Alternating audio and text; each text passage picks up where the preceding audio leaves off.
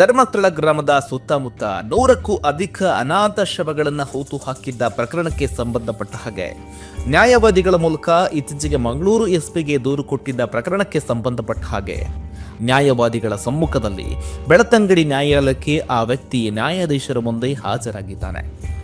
ಶುಕ್ರವಾರ ಸಂಜೆ ಸಂಪೂರ್ಣ ಮುಸುಕುಧಾರಿಯಾಗಿ ತಮ್ಮ ಪರ ನ್ಯಾಯವಾದಿಗಳ ಮೂಲಕ ಪೊಲೀಸರ ಬಂದೋಬಸ್ತ್ನೊಂದಿಗೆ ವಾಹನಗಳಲ್ಲಿ ನ್ಯಾಯಾಲಯಕ್ಕೆ ಆಗಮಿಸಿದ್ದ. ಕೃತ್ಯ ಎಸಗಿರುವ ವಿಚಾರಕ್ಕೆ ಸಂಬಂಧಪಟ್ಟ ಹಾಗೆ ತಾನು ಈಗಾಗಲೇ ಊತು ಹಾಕಿದ್ದ ಸ್ಥಳವೊಂದರಿಂದ ಈಗಾಗಲೇ ತೆಗೆದಿದ್ದ ಮೃತದೇಹದ ಕೆಲವು ವಸ್ತುಗಳ ಸಮೇತವಾಗಿ ಸಾಕ್ಷಿಯನ್ನ ಬ್ಯಾಗ್ನಲ್ಲಿರಿಸಿ ನ್ಯಾಯಾಲಯಕ್ಕೆ ಆಗಮಿಸಿದ್ದ.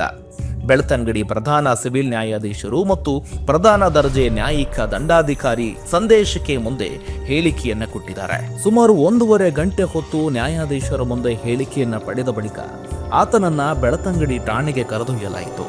ಅಲ್ಲಿ ಆ ವ್ಯಕ್ತಿ ತಂದಿದ್ದ ತಲೆಬುರುಡೆಯನ್ನ ವಿಧಿವಿಜ್ಞಾನ ಪ್ರಯೋಗಾಲಯಕ್ಕೆ ಕಳುಹಿಸಲಾಯಿತು ಅಂತ ತಿಳಿದು ಬಂದಿದೆ. ನಮ್ಮ ವಿಜಯವಾಹಿನಿ ನ್ಯೂಸ್ ಚಾನೆಲ್ನಲ್ಲಿ ಪ್ರಮೋಷನ್, ಜಾಹೀರಾತು, ಅಡ್ವರ್ಟೈಸ್ಮೆಂಟ್ ನೀಡಲು ಸಂಪರ್ಕಿಸಿ 9535808456.